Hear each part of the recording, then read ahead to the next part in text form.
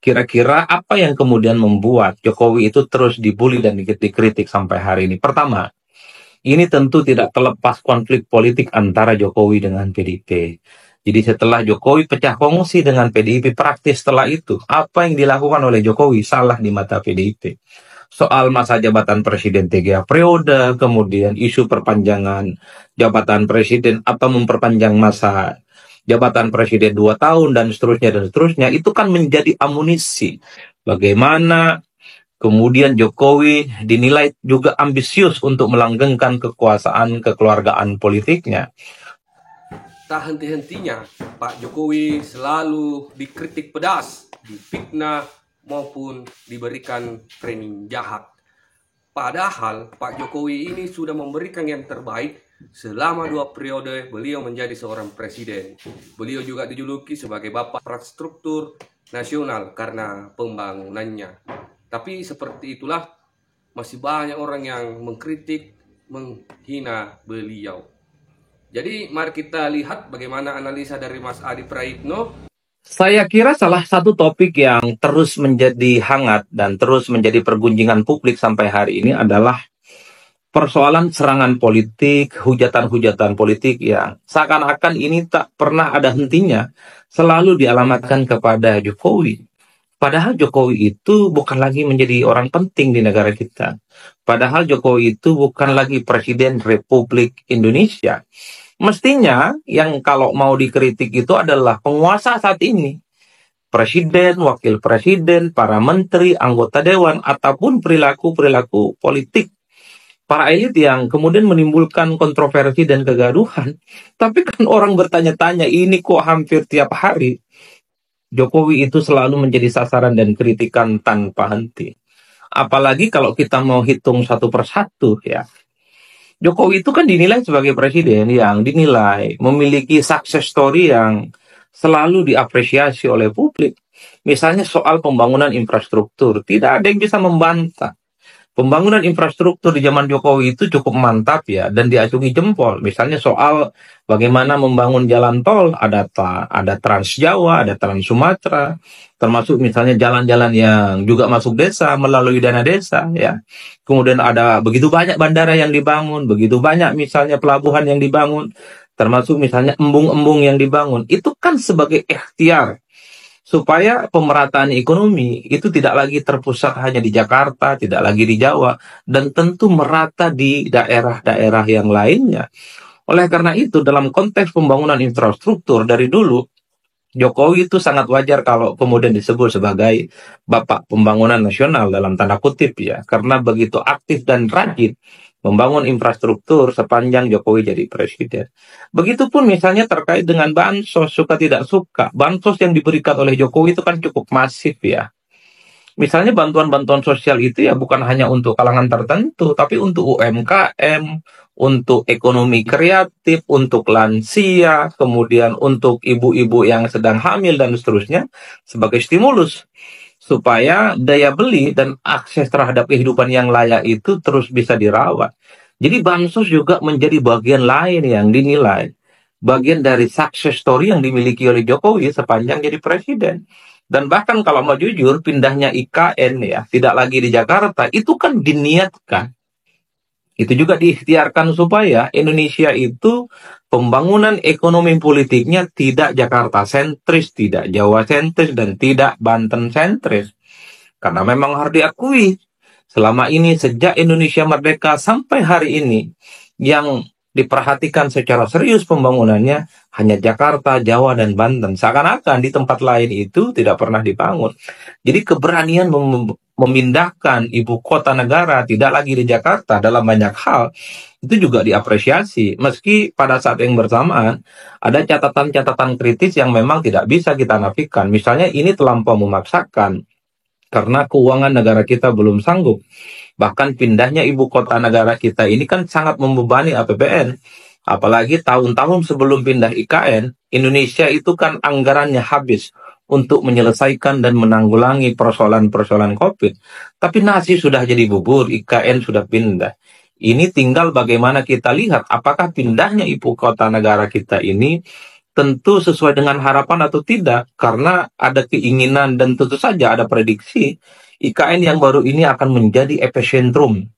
Bagaimana peradaban-peradaban baru akan muncul, peradaban ekonomi, peradaban kebudayaan, peradaban politik, sosial, dan seterusnya, dan seterusnya.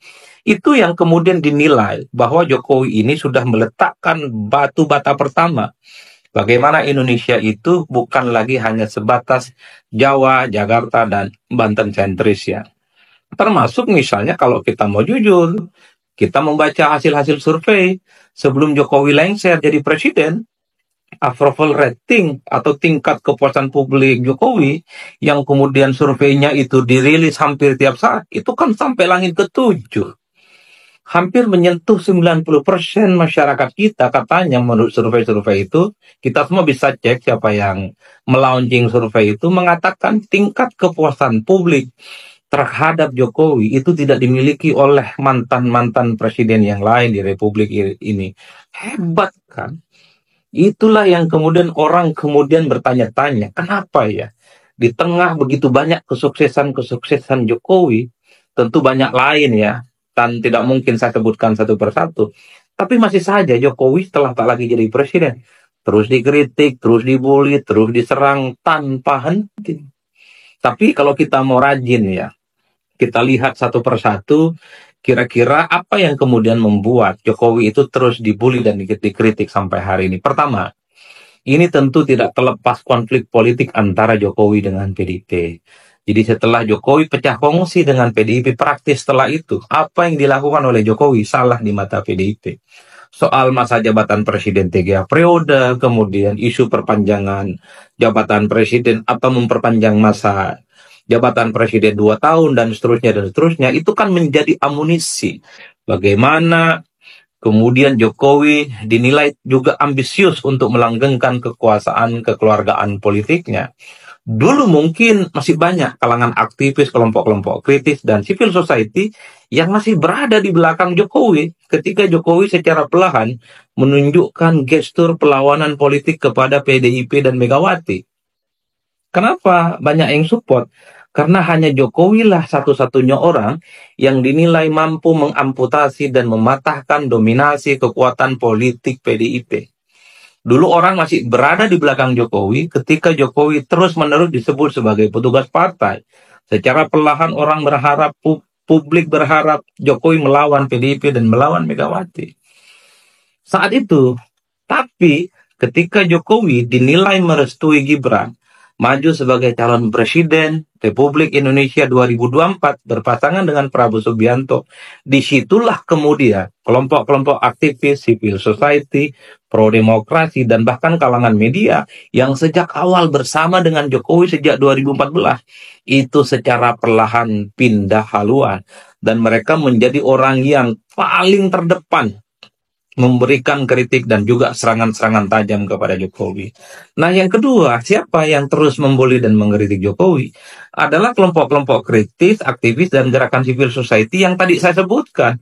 Dulu berada di barisan Jokowi, dan bahkan kelompok-kelompok kritis dan aktivis civil society ini sering jadi benteng Jokowi, sering jadi bempernya Jokowi ketika Jokowi itu diperlakukan sebagai petugas partai oleh PDIP. Tapi ketika Jokowi sekali lagi merestui Gibran sebagai wakil presiden, maju pilpres bersama dengan Prabowo Subianto, kelompok-kelompok kritis pro-demokrasi ini secara perlahan menganggap Jokowi itu tidak lagi berpihak kepada demokrasi, tidak lagi senapas dengan kepentingan kelompok kritis dan kelompok pro-demokrasi yang lain. Jadi wajar kalau kemudian per hari ini, apa yang dilakukan oleh Jokowi itu salah. Bukan hanya di mata PDIP, tapi juga salah di kalangan kelompok-kelompok kritis dan gerakan-gerakan civil society yang lain. Jokowi akan selalu diingat sebagai orang yang dinilai berkontribusi terkait dengan bagaimana carut-marutnya demokrasi di Indonesia. Bagaimana misalnya putusan Mahkamah Konstitusi nomor 90 terkait dengan misalnya soal politik kekeluargaan. Bagaimana misalnya Jokowi juga secara perlahan meninggalkan para kalangan kelompok aktivis dan pro-demokrasi. Dulu kelompok demokratis dan aktivis ini kan paling terdepan. bersama dengan Jokowi. Wajar kalau kemudian ketika awal kemunculannya Jokowi itu dianggap Jokowi adalah kita. Karena Jokowi itu bukan darah biru, bukan ningrat politik, hanya berasal dari warga negara biasa, kekuatannya adalah bersama rakyat, civil society, pro demokrasi, dan tentu saja itu di luar kekuasaan elit partai. Tapi sekali lagi, setelah Jokowi melakukan banyak hal yang dinilai misalnya berkontribusi terkait bagaimana demokrasi kita itu carut marut, putusan MK, termasuk misalnya soal dugaan-dugaan abuse of power dalam konteks pilkada, dalam konteks pilpres, itulah yang kemudian membuat Jokowi sampai hari ini seakan-akan apapun yang diperbuat oleh Jokowi itu salah dan itu dianggap tidak benar. Jadi teman-teman kita semua, kalau kita mau berhitung satu persatu, itulah yang kemudian menyebabkan kenapa sampai hari ini Jokowi itu secara perlahan dan bahkan mulai ditinggalkan.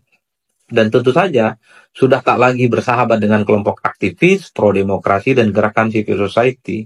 Bahkan orang-orang yang di periode kedua kekuasaan politiknya, para oligarki, para elit-elit partai, yang menjadi kongsi baru Jokowi di periode kedua kekuasaan politiknya, per hari ini tidak pernah pasang badan ketika Jokowi dikritik dan dibully dari berbagai kalangan. Para misalnya konglomerat, para elit politik yang dulu seakan-akan berada di barisan terdepan bersama dengan Jokowi, tapi saat ini ketika Jokowi secara perlahan dikritik PDIP, dikritik kelompok aktivis, dikritik kelompok civil society, dan banyak kalangan media yang juga kritis, tak satu pun dari elit-elit partai itu, tak satu pun dari kongsi dan teman-teman Jokowi yang baru itu kemudian memberikan backup dan support politik.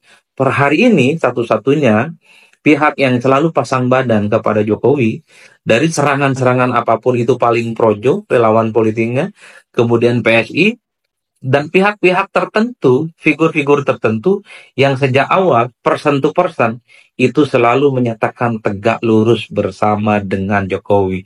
Di luar itu, partai politik, gerakan civil society, kelompok-kelompok eksponen yang lain seakan-akan senyap dan bahkan tidak pernah lagi memberikan support apapun kepada Pak Jokowi sebagai mantan Presiden Republik Indonesia. Jadi itulah tadi video analisa dari Mas Adi Pritno. Semoga bermanfaat untuk kita semua. Jadi jangan lupa like, comment, and subscribe.